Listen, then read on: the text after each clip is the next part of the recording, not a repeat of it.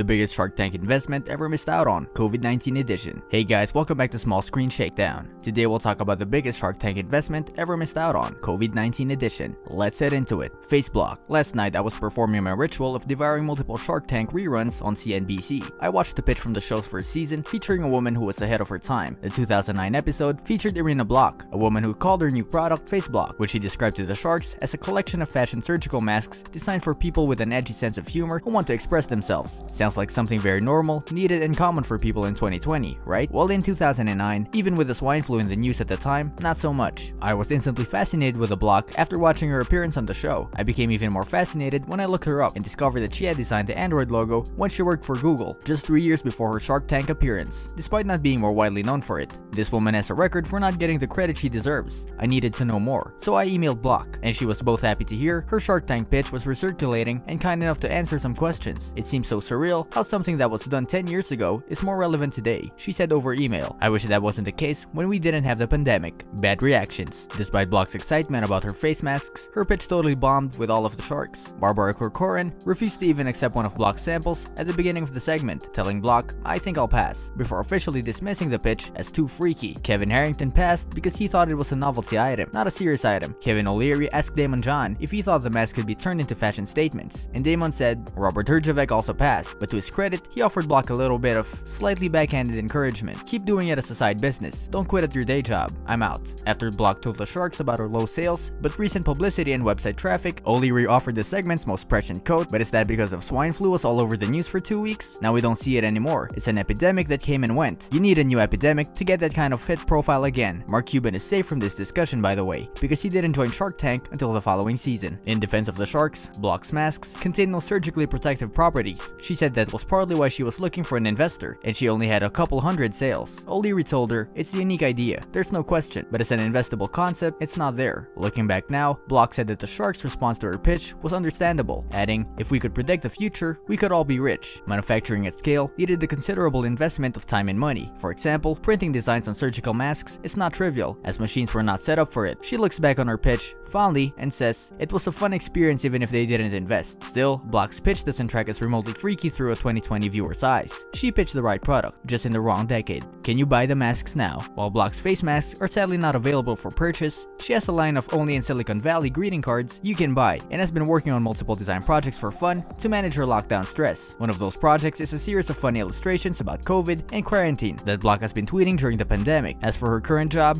Block recently returned to Google and now works as a product design lead at Google Research AI. But all hope is not lost. When asked why her newer face mask designs aren't available to purchase, Block said she wants to make it happen. "I've designed the masks, but in order to have physical masks available, they need to be produced and distributed. I'm currently looking for a manufacturing partner to produce these," she said. Faceblock in 2018, after Shark Tank updates. Despite leaving the Shark Tank without any extra money in her pocket, Irina did receive a little attention after the show was aired. The Faceblock designs were added into her designer portfolio and helped to generate some more business for herself. However, the products itself never really took off. They only served to promote her website, irinablock.com, that features all of her designing ideas. Irina still has yet to make a breakthrough within the clothing fashion industry, but she still continues to generate logos, videos, and web designs for a large variety of companies. The mask market now. The COVID-19 outbreak has boosted the market for face masks, both for hospitals and civilians. Ariston Advisory and Intelligence anticipates that the face mask market would realize an absolute growth of around 90%, contributing over $2.7 billion incremental revenue between 2019 and 2025.